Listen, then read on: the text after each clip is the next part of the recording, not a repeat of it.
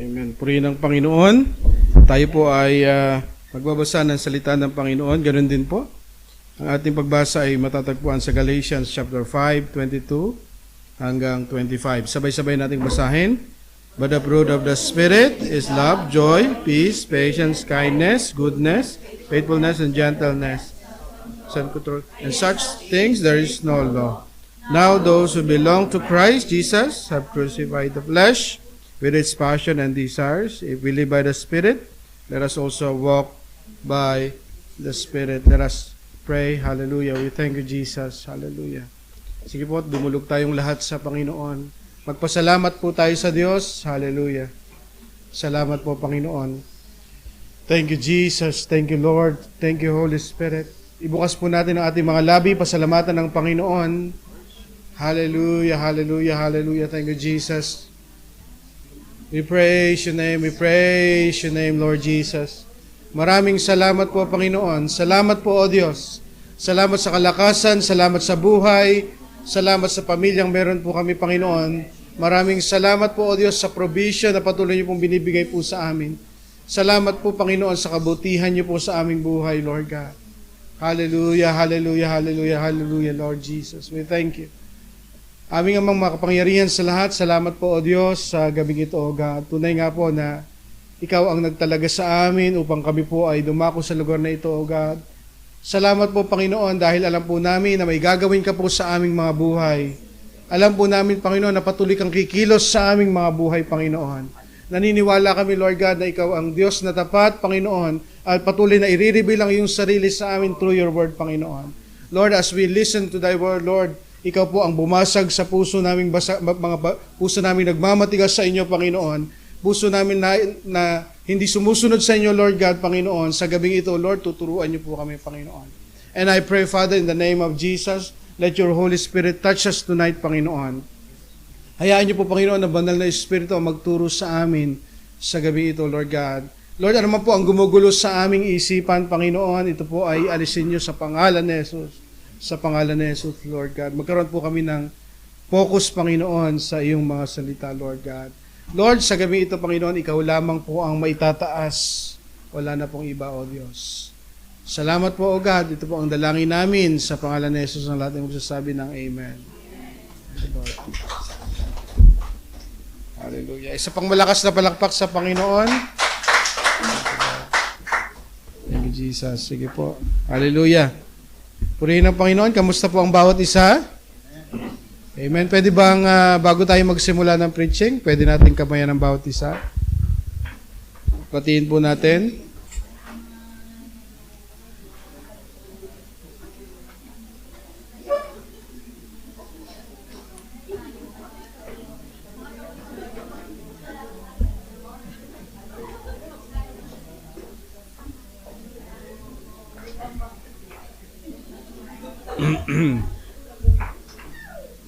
Hallelujah.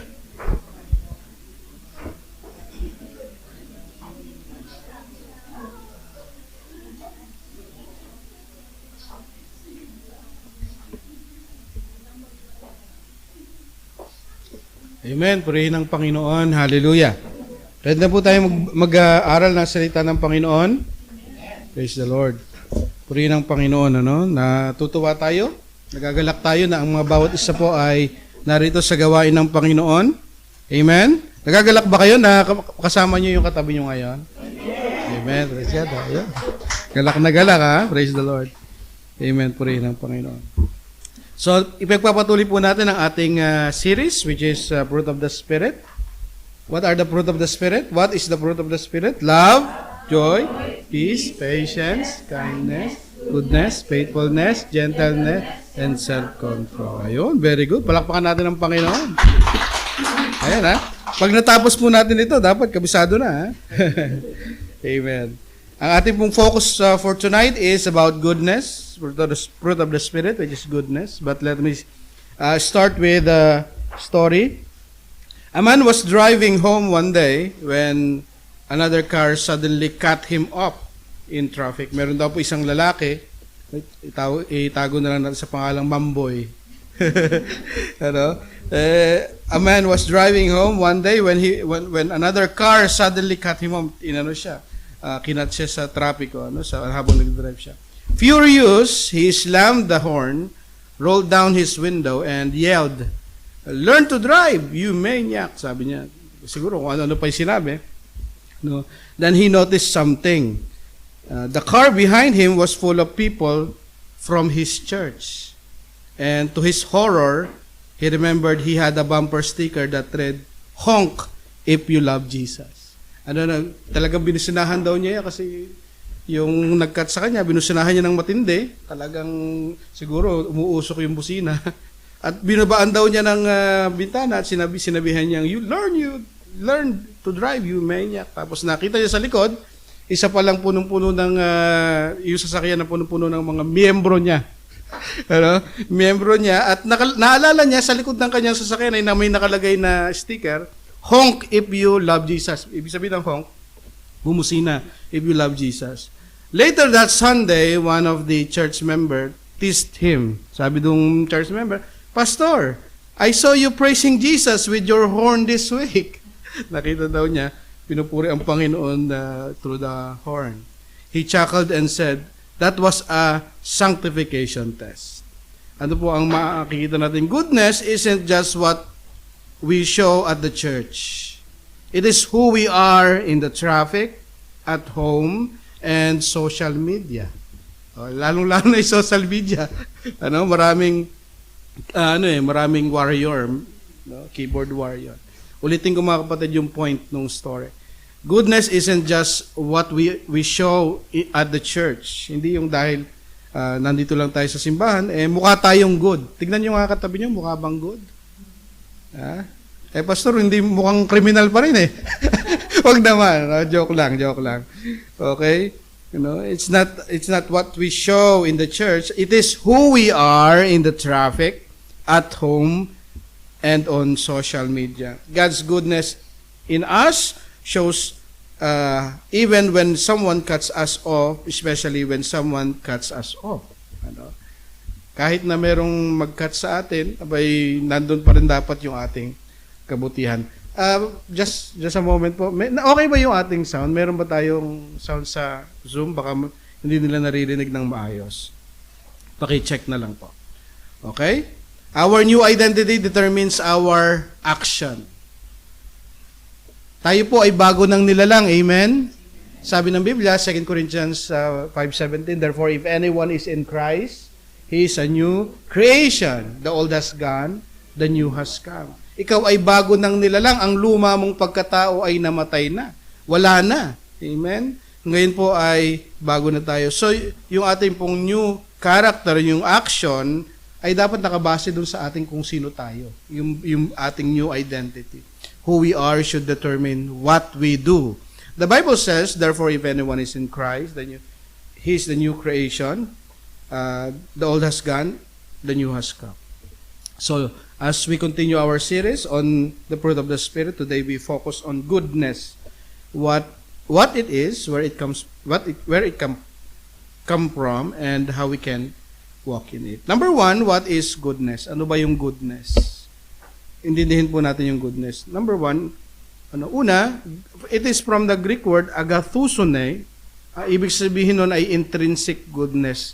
Pag sinabing intrinsic, likas, mula sa ating, pwede ba natin hinaan yung mic sa kabila? Medyo na didistract ako Parang nagpi-feedback siya, naririnig ko yung sarili ko. Okay? Intrinsic goodness, ibig sabihin ay likas sa atin. Okay? Paano naging likas? Mamaya maintindihan natin bakit naging likas. Spiritual and moral excellence that comes from God. Ibig sabihin, ang ating pagiging good, mga kapatid, ay likas sa atin, bakit nanggaling sa Diyos? Amen? Dahil nga, tumanggap tayo sa Panginoon, nakilala natin ang Diyos, meron na tayong bagong kaanyuan, meron na tayong bagong kalikasan, kaya naging likas sa atin yung ating kabutihan.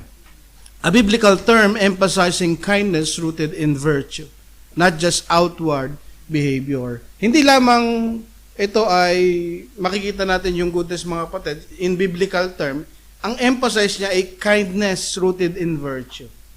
Naintindihan na natin nung nakaraan kung ano ibig sabihin ng kindness. It is more on generosity, no? Pagiging mabuti sa kapwa natin, may gagawin tayong kabutihan, no? Kaya nga kabaitan yung Tagalog, no?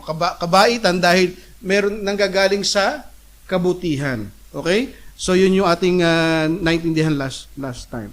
Okay? Intrinsic goodness, especially as a personal quality with stress on the kindly, right? Rather than the righteous side of goodness. Itong goodness na ito, mga kapatid, nakikita sa ating mga gawa. Hindi lamang sa ating puso, no? Sasabihin natin, may kabutihan akong taglay, pero hindi nakikita. Dapat ito ay nakikita, no? This goodness is found only in the Bible. Yung agathouson makikita lang ito sa Bible. Itong Greek word na ito, mga kapatid, it's a biblical term. Goodness versus kindness. Makikita natin, pagkumparahin natin yung goodness tsaka kindness na meron tayo dyang table. Tingnan natin yung pagkakaiba. Yung kindness, para maintindihan natin, kasi related to sa isa't isa. Ang focus ng kindness, yung tinatawag na Christotes, is compassion, gentleness, and grace. While ang focus ng goodness is moral integrity, righteousness, doing what is right. No? Naintindihan natin yung pagkakaiba. Related ito, pero meron siyang difference. Yung tone naman, ng kindness, soft, warm, and patient. Pero yung goodness, strong, principled, sometimes corrective. Kasi good you need to correct. Pinaninindigan mo, may principle ka. Alright? Expression naman ng kindness, being pleasant, helpful, and caring. No? Then yung expression ng goodness, taking action to uphold truth and justice. Then yung biblical picture, Jesus with the woman caught in adultery, yung kindness. Pinakita niya yung kindness ni Jesus. Pinakita ni Jesus yung kindness niya, yung pinatawad niya yung babaeng nahuli sa pangangalo niya. Pero yung goodness, Jesus cleansing the temple. Pinakita ni Jesus yung kanyang goodness. Kasi ito ay bahay, tahanan ng kanyang ama. Pero ginagawa nilang tindahan, ginagawa nilang den of thieves. Okay, makita natin ito, mga kapatid. Ang example ng agathouson ng kindness, helping a stranger with groceries, comforting a hurting friend, being gentle in action. So yun yung example ng kindness. Pag pinapakita natin yung kabaitan natin sa tao, pag tinutulungan natin yung hindi natin kilala, comforting a hurting friend, being gentle in correction. Pero yung goodness, yung example niya, speaking truth in love, confronting a friend lovingly about a destructive habit, goodness yon. Yung kindness, yung kino-comfort mo siya pag may problema siya, pero yung goodness, pagka kino-correct mo na siya sa kanyang mga ginagawa, that's goodness. Giving generously to someone in need. Agathouson na rin yun. Okay? Both kindness and goodness are needed in Christian life. Parehong kailangan yan. Hindi natin pwedeng sabihin dapat mabait lang, pero walang kabutihan. Hindi pwedeng gano'n. What is the difference? Agathouson might and could rebuke and discipline. Pag sinabing goodness, pwede kang i-correct, pwede kang i-disiplina.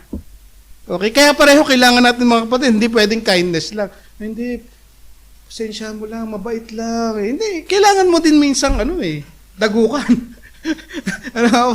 Kailangan mo minsang i-correct No, agathouson could be rebuke and discipline. Christotes or kindness can only help. Okay, yung Christotes, mga kapatid, tutulong ka No? Tutulong ka pinag-aralan natin last week. Financially, materially, pwede kang tumulong Pero yung agathouson yung goodness, pwede kang mag-correct, pwede kang mag-discipline. Yun yung pagkakaiba. Jesus showed agathouson when He cleansed the temple. Yun nga yung sinabi natin kanina. Christotes or kindness when He forgave the sinful woman. The Christian needs that goodness which at the same time can be kind and strong. Yun yung Kailangan natin ng kindness or goodness na at the same time meron din tayo kaya nga dapat balanse, may kindness at saka merong goodness. Goodness is simply doing what is good. Simple definition ng goodness, mga kapatid, doing what is good. Doing everything that is in accordance to the will of God, God's will is doing good. Goodness align with God's will. Anything opposing to His will is not good. Amen? Ang ibig sabihin ng goodness, ginagawa natin yung nais ng Panginoon sa ating buhay. Kapag ginawa mo yung hindi kalooban ng Panginoon, yung ayaw ni Lord, ibig sabihin hindi tayo, that's not good. Amen? Andiyan pa ba kayo mga kapatid? Ibig sabihin ng goodness, doing the will of God. Doing what is good means doing the will of God. Pagka sinusuway mo ang Panginoon, hindi mo ginagawa ang kalooban ng Panginoon, ay tayo ay nagkakasala. That's not good. Ephesians 5:1-4, ang sabi dito, be imitators of God. Anong gagawin? Therefore, as dear loved children, and live a life of love, just as Christ loved us and gave Himself for us as a fragrant offering and sacrifice to God. But among you, there must not be even hint of any kind of impurity or of greed, because these are improper for God's holy people. Nor should there be obscenity, loose talk, or coarse joking. Makita natin, sabi doon, be imitators of God. Bakit? God is holy. God is good. Akala ko tatama sa pangalawa, hindi rin. Good ang ating lesson eh. God is, ayun. Kaya be imitators of God. Amen? Andiyan kayo mga kapatid? So, if we say we are imitators, pag sinabing imitators, ginagaya natin ng Panginoon. No? Lumalakad tayo sa hakbang ng Panginoong Jesucristo. Kung sumusunod tayo sa Panginoon, ayun yung ibig sabihin definition, simple definition of goodness. So, ano yung opposite nun? Ito mga kapatid, kaya nga sabi niya dito, anong sabi ng Biblia? No? Improper for God's holy people. Hindi yun karapat-dapat. Ano yung hindi karapat-dapat? Kasi nga we are imitating God who is good. Mga kapatid, who is holy. Yes, He is holy. But among you, there must not be even a hint of sexual immorality. Amen? And any kind of impurity or greed. Because these are improper for God's holy people. Nor should there be obscenity, foolish talk, and coarse joking. No? Walang kabuluhang mga salita. No? Green joke. Mga kapatid, napakasimpleng example, pero ito ay makikita natin na expression of our goodness. The context of doing good as the fruit of the Spirit is opposite to living according to the desires of the flesh. Let me repeat that. The context of doing good as the Spirit of the Spirit, as the fruit of the Spirit, is opposite to living according to the desire of the flesh. Galatians 5:19-21, sabi dito mga kapatid, list of acts of the flesh. Iyan, inisa-isa. Hindi na natin para makasave tayo ng time. Sabi doon, sexual immorality, idolatry, jealousy, etc., etc. So, yung lumalakad daw sa kilos ng banal na espiritu, sa kalooban ng banal na espiritu, ay opposite sa mga bagay na ito. No? Yung sexual immorality, idolatry, jealousy. Kasi nga, ang taong namumuhay sa fruit ng Spirit, sa bunga ng Espiritu, ay opposite sa mga bagay na ito. So, living in the flesh. Goodness reflects God-like character. Goodness reflects God-like character. Be holy, sabi ng Biblia, for I am holy, says the Lord. Merong tinatawag na communicable attributes of God. Ano yung ibig sabihin ng communicable attributes of God? Yung attributes, yung katangian ng Diyos na pwede nating kamtan. Kasi pag mayroon tinatawag na incommunicable, ibig sabihin hindi natin pwedeng makamtan yon. Okay? God is infinite. Hindi tayo pwede maging infinite. Ano? God is, yung holiness ng Panginoon, makikita, yung love ng Panginoon, communicable yon. Pwede nating makamtan yon. Ano yung mga communicable attributes of God? When we say someone or something is good, there must be a standard of goodness. God is the standard of all goodness. God is loving. Amen? Pwede tayong maging loving eh. Yun ay communicable attributes ng Panginoon. God is merciful. God is just. God is faithful. truthful and sincere. So, pwede natin makamtan yon. So, we reflect God-like character, that is good. Yun yung definition din ng good. No? The law is God-given standard of moral goodness. When all fail in terms of this standard, no, we all fail in terms of this standard. Love God, is doing good. Pag sinabi nating ibigin ang Diyos, yun ay mabuti mga kapatid. No? Galatians 5:14, the entire law is summed up in a single command. Ano yun? Love your neighbor as yourself. Kasi nga ang Diyos ay mabuti, binigyan niya tayo ng standard, which is the 10 Commandment, the law. No? Yan yung standard ng Panginoon. Kaso we all fail in this standard. Pero makapagsasabi sa atin na natupad niya yung 10 utos? Dali, papako na natin. Wala, di ba? Lahat tayo, we all fail in this standard. Pero sinasabi ng Panginoon, di ba? Mahalin natin ang Diyos, mahalin natin ang kapwa. Sinamarize niya yung definition ng yung whole decalogue, yung whole law. Yung goodness, yung agatuson ito yung the perpetual desire and sincere study. Pag sinabing study mga kapatid, is doing your best. Not only to obtain from every appearance of evil, but to do good to the bodies and soul of men, to the outermost of our ability. But all this must spring from the good heart, a heart purified by the Spirit of God, and then the tree being made good, the fruit must be good also, sabi ni Adam Clark. Ang ganda nito mga kapatid Ang ibig sabihin daw ng agatuson ng goodness, yung perpetual desire, yung palagi mong dinidesire, na ano mga kapatid? Desire, sincerely study, doing your best.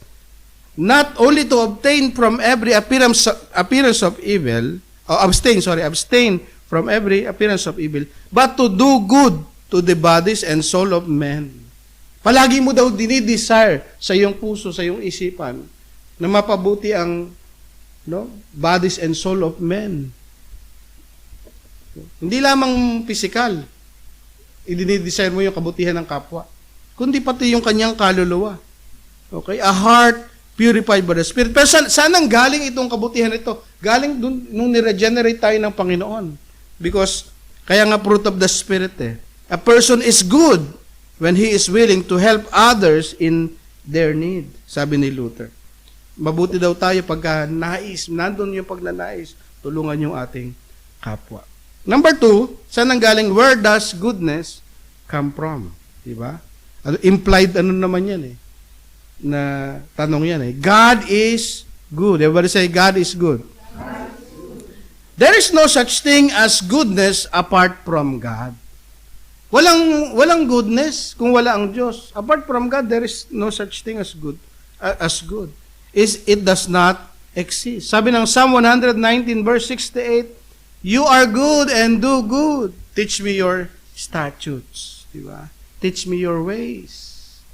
Sino ang mabuti? Ang Diyos lamang ang mabuti. Therefore, ang source ng ating kabutihan, walang iba ang Panginoon. Kung hiwalay tayo sa Diyos, layo tayo sa Panginoon, wala po tayong goodness, mga kapatid. Wala tayong goodness. Goodness comes from God. Luke 18:19, sabi dito ni Jesus, why do you call me good? Jesus answered, no one is good except God alone. Hindi niya, ito, marami nagsasabi, tinanggihan ni Jesus na siya ay Diyos dito. Pero hindi yun yung focus natin No? Pero dito, dineclare ni Jesus that only God is inherently good. Siya lamang talaga yung tunay na mabuti. Amen mga kapatid? Ang Diyos lamang ang tunay na mabuti. So siya ang source ng ating kabutihan. Hindi tayo pwedeng maging mabuti sa saganang atin lamang. Kung layo ka sa Panginoon, hindi ka laging lumalapit sa Diyos, wala kang proper communication with God, communion with God, ay paano mo marireflect yung goodness ng Diyos? There is no such thing as goodness apart from God. Goodness in God's creation. We are created in the image and likeness of God. That image was been marred. We are all in sinful state. In theology, this is called depravity of man. under anthropology and hamartiology. Even man are depraved, there is a sense of goodness in all of them. Meron pa rin goodness Bakit? Kasi nga we are all created in the image of God. Yes, we are all depraved. No? Ibig sabihin, pag sinabing total depravity, mga kapatid, gagawa at gagawa ka ng kasalanan. Hindi pwedeng hindi. Dahil nga nandun yung nature natin to commit sin Meron tayong sinful nature. Since the fall of man, evil corrupts everything, in the Bible, an unbeliever is called wicked. Ito, para maintindihan natin yung point natin ngayon, mga kapatid. Kasi galing sa Diyos ang goodness Ang isang unbeliever, walang relationship sa Panginoon, hindi pwedeng maging good. Ang tawag sa kanya ng Biblia, wicked 2 Corinthians 6:14, anong sabi diyan? Do not be unequally yoked with unbelievers. For what partnership has righteousness with lawlessness? Or what fellowship has light with darkness? Hindi daw pwede. Magsasama yung hindi mananampalataya sa mananampalataya. Di ba? So makikita natin dito, ang hindi mananampalataya sa Panginoon, walang goodness sa Kanya. Yes, makikita natin, kahit hindi mananampalataya, merong goodness, but in a sense ng morality lang Diba? Yung kanyang, mabuti, mabait. Pero yung goodness na nanggagaling sa Panginoon, wala sa Kanya. Maintindihan natin yun, mga kapatid. Meron kasing tinatawag na imputed goodness through Christ. Yung goodness na meron tayo bilang isang Kristiyano, imputed Imputed righteousness yun This is our new identity through Christ. Since humans are in sinful, depraved state, sabi ng Romans 3:10 tsaka 3:23, we need a goodness or righteousness that is imputed to us. Kasi nga tayo lahat ay makasalanan. Ngayon, kailangan tayo injectionan ng kabutihan. Kabutihan ng galing sa Diyos. Amen? Yun yung tinatawag na imputed righteousness. Romans 3:12, all have turned aside together. They have become worthless. No one does good. Not even one. Tayo lahat ay makasalanan No? Kaya kailangan natin ng imputed righteousness. Romans 4:5, but to the one who does not work, but believe in Him who justifies the ungodly, his faith is credited as righteousness. Ginawa ka daw mabuti. Ginawa kang matuwid ng Diyos. Wala namang kabutihan sa iyong taglay Wala kang kabutihang taglay. Pero dahil sa pananampalataya mo sa Panginoon, binigyan ka, inari kang mabuti, inari kang matuwid sa harapan ng Panginoon dahil sa kanyang biyaya. Amen. So mayroong tinatawag na acts of goodness. Ano yung acts of goodness? These are acts of goodness that is the result of being born again. Ngayon, sabi natin, para maintindihan nyo yung connection, kanina, lahat tayong makasalanan, walang goodness na meron sa ating ganang atin lang. May tinatawag na total depravity, kasalanan tayong lahat. Kaya kailangan natin ng goodness ng Panginoon. Ngayon, nanampalataya tayo sa Diyos. No? Meron na tayong kabutihan ng gagaling sa Diyos. We are already righteous. Ay dapat meron tayong i-act out natin yung kabutihan na yon. Act of righteousness and goodness. These are acts of goodness that is result of being born again. Ngayon, may bagong kaanyuan na tayo, may bago nang nilalang tayo Dapat, yung ating bagong kaanyuan, bagong nilalang na tayo, yung new nature natin, nakikita sa action natin. Yung goodness na yun, nakikita sa ating mga gawa. Amen? Sabi mo sa mo, nakikita ba? Yeah. Nakikita Acts of goodness. This is fruit of the Holy Spirit contrary to the life being led by sinful desires. Good works does not make a person good. Take note of this, mga kapatid. Good works does not make a person good. But good person do good works. Yung good works, mga kapatid, it doesn't make a person good Anong ibig sabihin nun? But a good person do good works. Yung paggawa ng kabutihan, hindi yun magliligtas sa iyo Hindi ka magiging good dun Pero kapag ikaw ay mag-good na, dahil nga imputed righteousness, yung goodness mo galing sa Panginoon because of your relationship with God, dapat gumagawa ka ng kabutihan. Naintindihan natin mga kapatid? Dapat gagawa tayo ng kabutihan.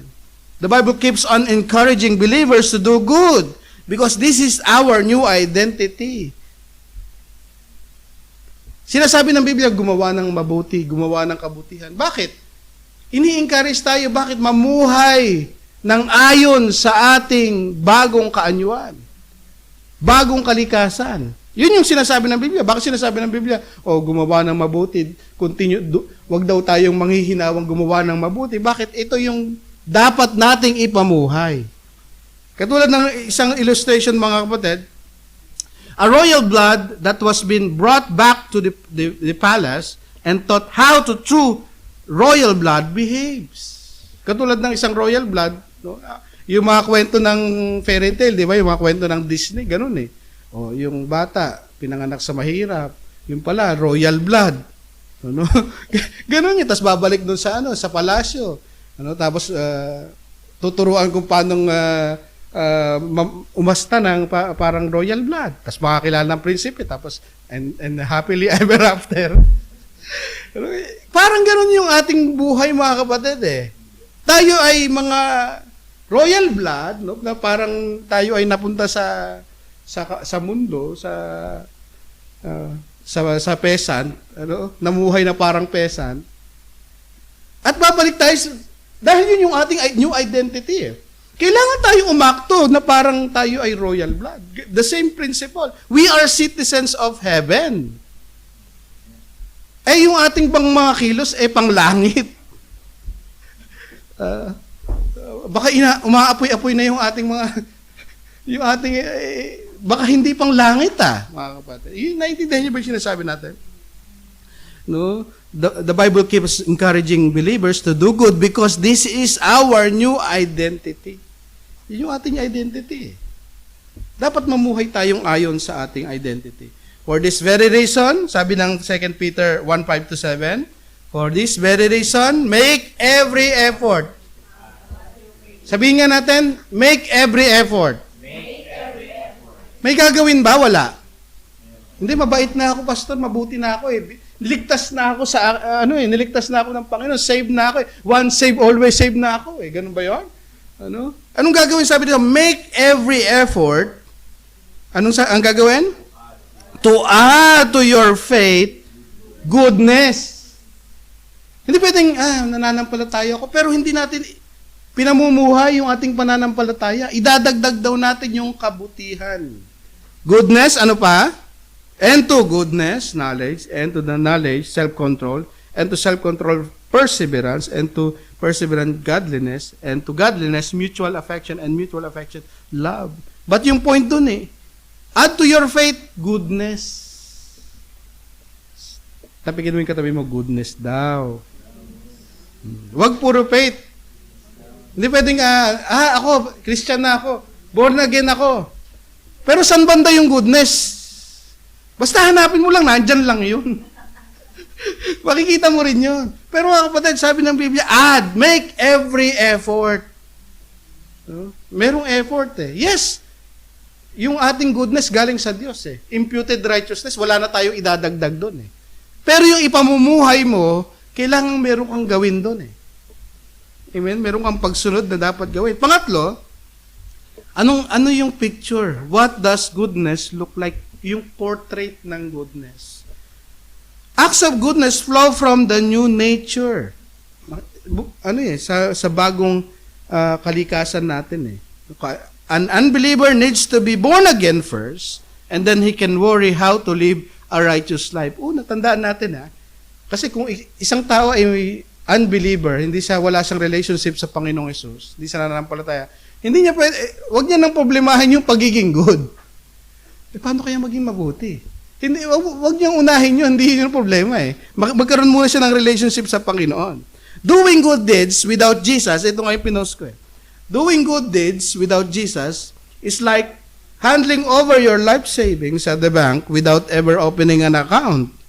There's no record, no return, and no reward. Ilalagak mo daw yung iyong yung savings, yung inipon mo, life savings mo, pero wala kang account. Wala kang account. Anong mangyayari sa iyo? There is no record, no return, and no reward. Kaya wag mong problemahin yung kung ikaw ay walang relationship sa Panginoon, isang unbeliever, wag mong problemahin yun. Dapat magkaroon ka muna ng relationship sa Panginoon, saka mo problemahin yung pagiging good. Kasi nga, kailangan natin ng goodness mula sa Diyos eh. Goodness is like light in the dark world. Ito yung portrait ng goodness. Ito ay liwanag sa kadiliman. Tayo ay mga liwanag, amen? Parang hindi kayo convinced, ha? Hindi kayo convinced dahil sa katabi nyo? Hindi ba kapatid, ha? Ang portrait, ang picture ng goodness is light in the dark world. Galatians 5:6, for in Christ Jesus neither circumcision nor uncircumcision has any value. The only thing that counts is faith expressing itself through love. I-express natin yung ating goodness through sa pag-ibig natin, mga kapatid. Kaya lahat ng ginagawa natin, kapag may ginagawa tayo, we are doing the will of God sa kalooban ng Panginoon sa ating buhay, mga kapatid. Ito ay liwanag sa kadiliman. Goodness is light shining in the darkness. The world is becoming darker than ever before. And the Bible says we have the Spirit of Christ in us, which is the light of the world. Sino yung liwanag? Si Jesus eh. He is good. He is ultimately good. Ngayon, kung merong si Jesus ay nasa atin, amen? Si Jesus ba nasa atin? Diba? Jesus is in me and Jesus is in you. Jesus is in us. Mga kapatid, si Jesus ay nasa atin, yung liwanag dapat ay nire-reflect natin. No? Nire-reflect natin. Ulitin ko, the world is becoming darker than ever before. And the Bible says we have the Spirit of Christ in us, which is the light of the world. Jesus told us to let our light shine before men. Ano yung context nun? Doing what is good. Pag sinabing, let your light shine before men, ang ibig sabihin nun, gagawin natin yung kabutihan. Gagawa tayo ng kabutihan. Amen? Gagawa tayo ng kabutihan?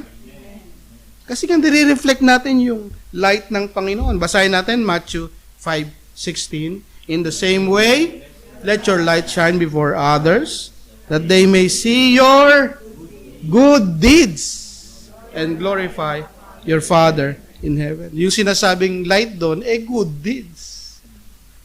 Hindi pwedeng sasabihin natin, let your light shine, pero yung ginagawa natin, kadiliman. May pagtawa, parang kadiliman talaga yung Hindi pwede, mga kapatid. When Jesus spoke again to the people, He said, I am the light of the world. Whoever follows me will never walk in darkness, but will have the light of life. Si Jesus nasa atin, dapat nagliliwanag tayo eh. Amen? Tignan nga natin yung ating mga katabi, nagliliwanag ba? Liwanag ba ni Jesus? Oh. Nagniningning ba tayo, mga kapatid? Naalala niyo yung ating team sa anniversary, Let Your Light Shine. Amen. Lastly, how do we grow in goodness? Ulitin ko, no? How do we grow in goodness? This part is for believers only. Kasi nga, sabi nga natin, don't worry about how to be good. Kung ikaw ay walang relationship sa Panginoon, you are unbeliever, hindi para sa itong message na ito, itong last part na ito eh. No, this is not for this part is only for believers, because it will be senseless to an unbeliever to know how to develop goodness, because at the end of the day they will still go to hell. Diba? Kahit mabuti ka, puproblemahin mo, paano ba maging mabuti? O gumawa ka ng mabuti. But at the end of the day, yun doon din ang bagsak mo eh. So don't bother. Remember that goodness will save no one. Hindi naman nakakapagligtas yung mabuting gawa eh. Ephesians 2:8-9, for we are saved by grace through faith. And this is not of our works. It is a gift of God. Number one, para i-develop natin, how are we going to grow in goodness? devote yourself to God. Ito yung tinatawag na principle of proximity. Ang Diyos ang mabuti. Amen? Ang dakilang mabuti. Siya lang ang mabuti. Tunay na mabuti. So when you continuously connect with God, lagi kang malapit sa Panginoon, nananalangin, nagbabasa ng salita ng Diyos, lagi umate ng gawain, madidevelop mo yung goodness na sinasabi natin. Man. The more you become closer to God, the more you become like Jesus.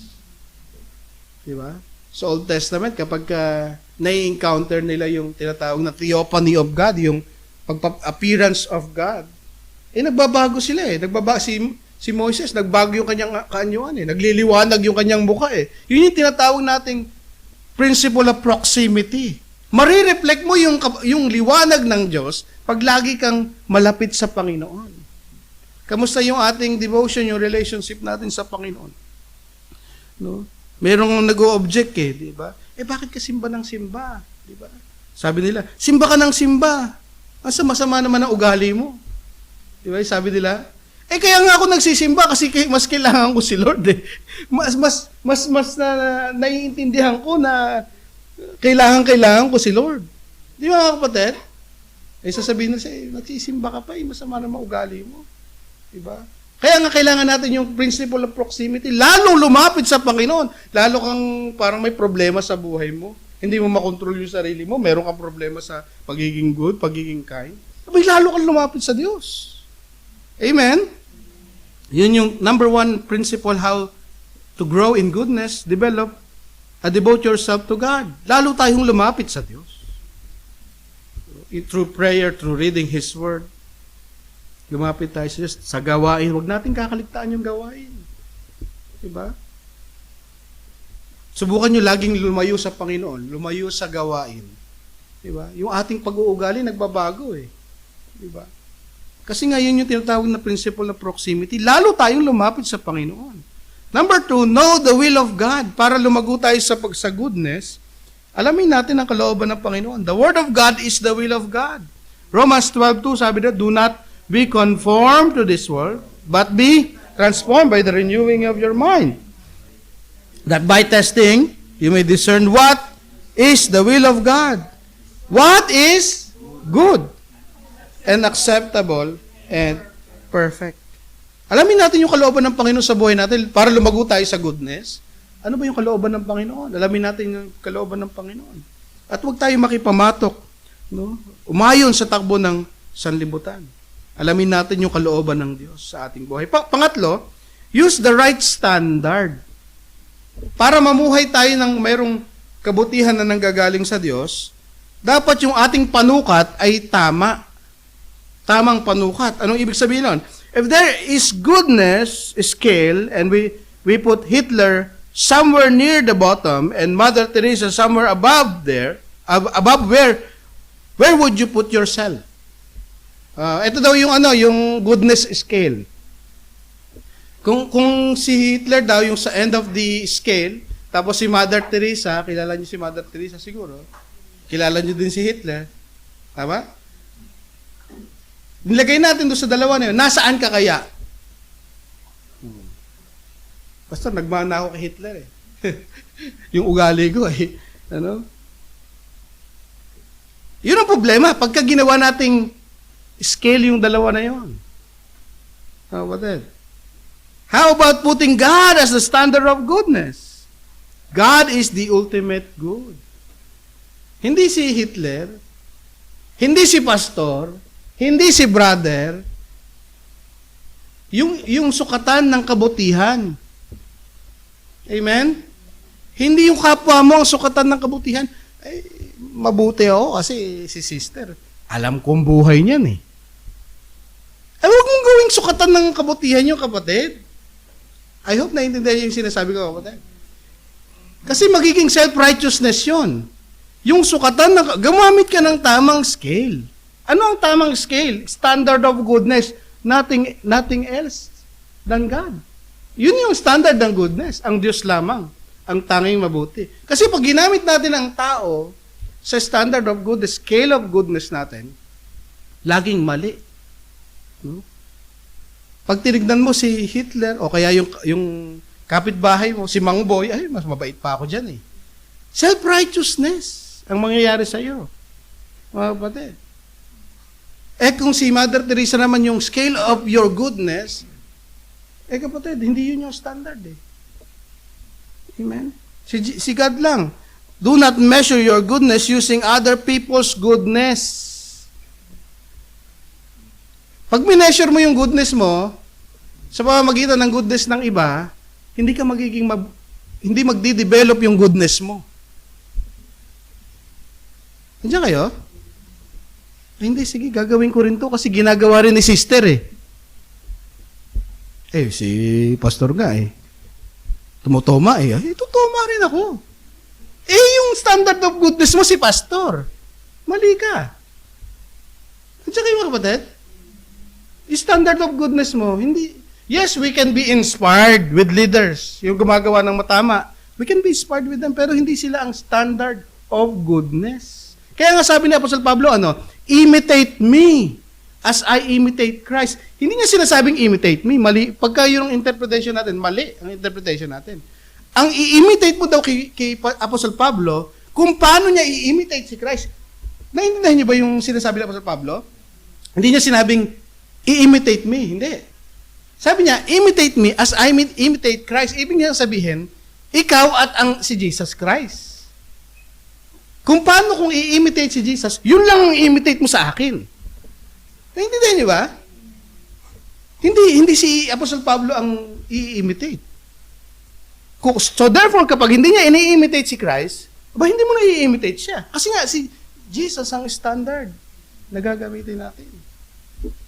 Mga kapatid, so hindi si sister, hindi si brother, hindi si pastor, hindi si father, hindi si pope, hindi si kung sino pa mga kapatid.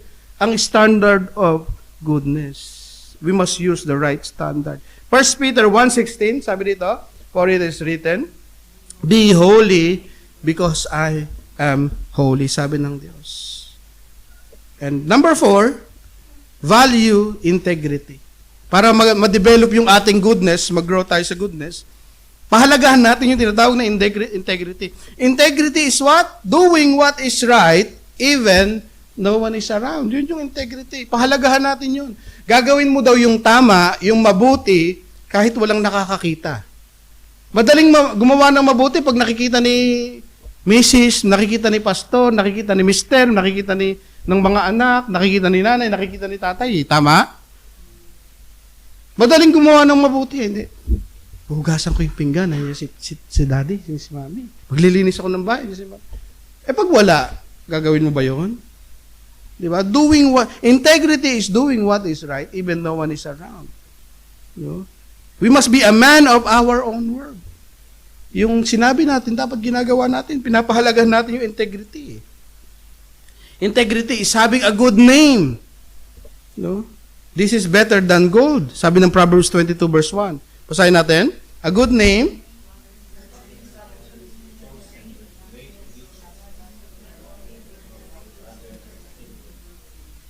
Diba? Good name. Mas pahalagahan natin yung integrity. Kasi kung pinapahalagahan natin yung integrity, mga kapatid, mag-grow tayo sa goodness. Integrity, ibig sabihin yung ating pangalan. Pinapahalagahan pa ba natin yung ating pangalan? Pag sinabi, si Brother Cesar, ganun ba o ganun o pag ganun, di ba? Okay, pag sinabi si sister ganito, yung pangalan ba natin ay may bango pa? Pag pinapahalagahan natin yung integrity, yung ating pangalan, yung ating integridad, mga kapatid, mag-grow tayo sa goodness. Sabihin natin na nasira yung pangalan ko po, pastor eh. May pag-asa pa naman eh. Di ba? Katulad yan ng brand, mga kapatid. Bakit natin binibili yung mga brand na yon? Di ba? Dahil ba sikat? O kaya bakit sumikat yon? Hindi ba dahil matibay kaya? Bakit gumagamit ka ng Scotch Brite kahit kaysa Biba? Bakit gumagamit ka? Kasi alam mong effective. Di ba? Example ko yan kasi nung nakaraan, nililinis ko yung mga kaldero, ayaw kumintab ng ilalim. Hindi matalim. Sabi, saan nyo binili to? Walang pangalan. Sa gift market pala binili. hindi kumikintab yung ilalim eh. Sakit na ng kamay ko eh. O bumili ko ng 5 dirham na sponge. Ang mahal, 5 dirham. 6 ba? Sponge lang, isa lang. Scotch-Brite. Abay, ang sarap yung ganun. Ang kintab. Bakit? Ang sinasabi natin mga kapatid, yung pangalan eh. Pag sinabing pangalan, may quality eh. Pero hindi man na sinasabi lahat na may pangalan eh quality.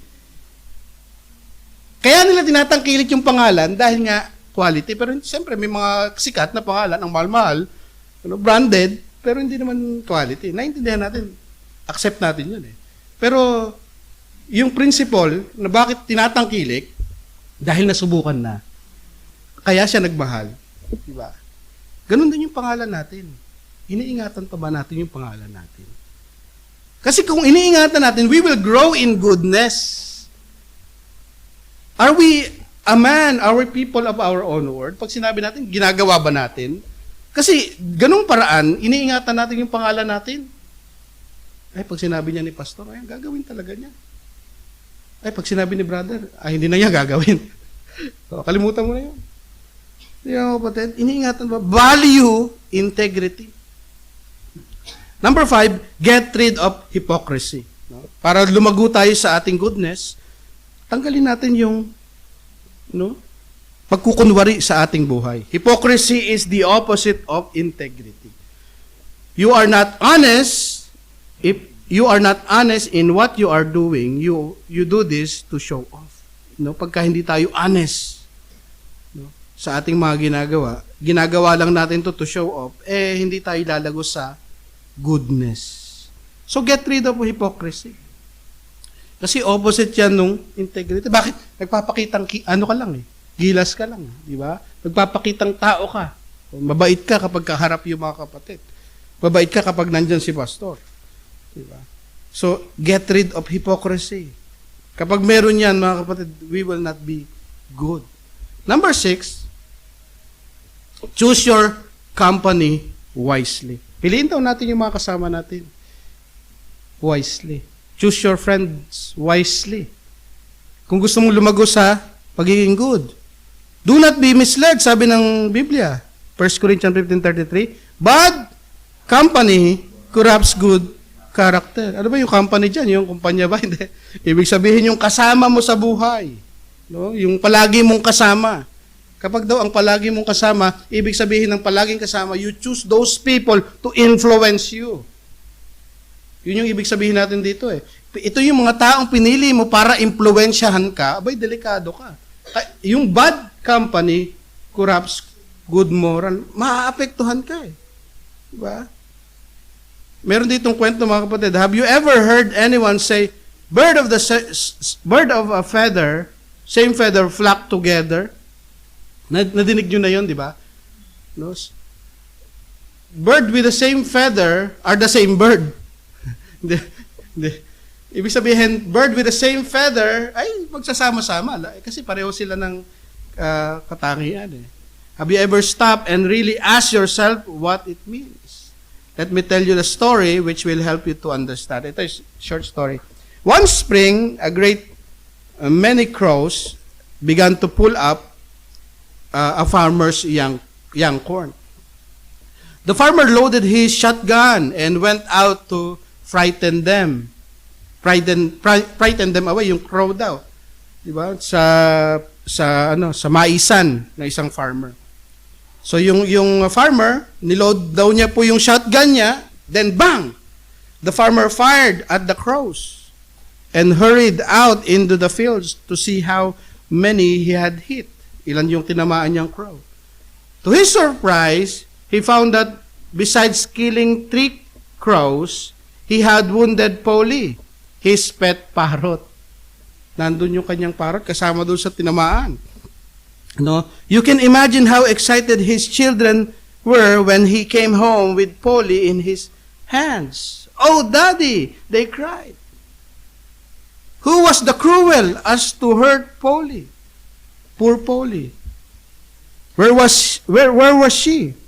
Before the farmer could explain, Polly began to say, nagsalita daw yung parrot.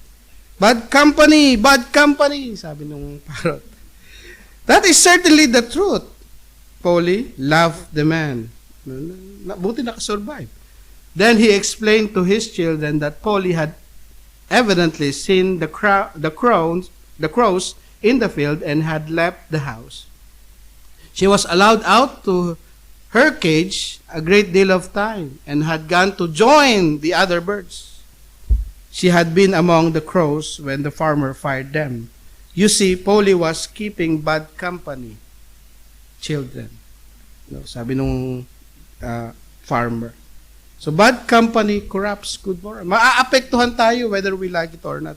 So if you want to grow in your goodness, may pumili tayo ng mga taong makaka-influence sa atin. Mahirap mga kapatid. Kung umiiwas ka sa alak, tapos ang palagi mo kasama yung mga lasinggero, ay mahirap. Di ba? Bad company corrupts good moral. Gusto mong maging good So pumili tayo. It doesn't mean na iiwasan natin yung unbeliever. Ang sabi ng Biblia, kailangan tayong mamatay, pumunta sa langit para gawin yun. Hindi natin iiwasan yung unbeliever.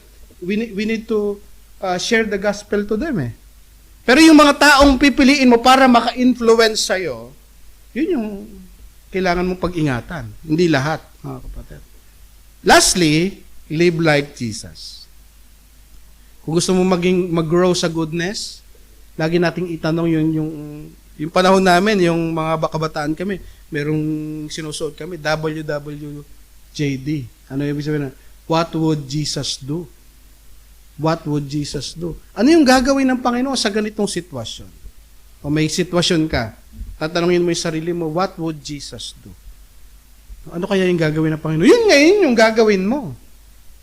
So, if you want to grow in goodness, isipin natin palagi, mga kapatid, ay ano yung gagawin ni Jesus? Yun yung gagawin natin.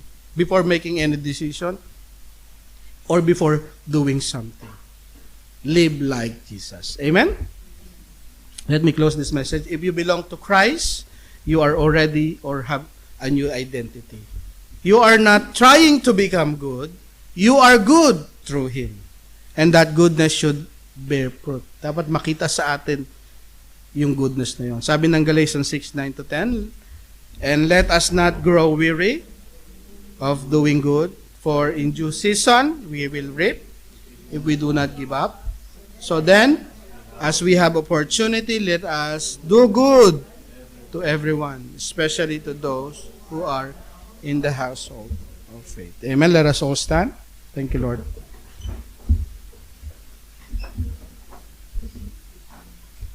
Thank you, Jesus. Hallelujah. Thank you, Jesus. Awitin natin yun. Inawit natin kanina. Diyos ay mabuti. Thank you, Lord.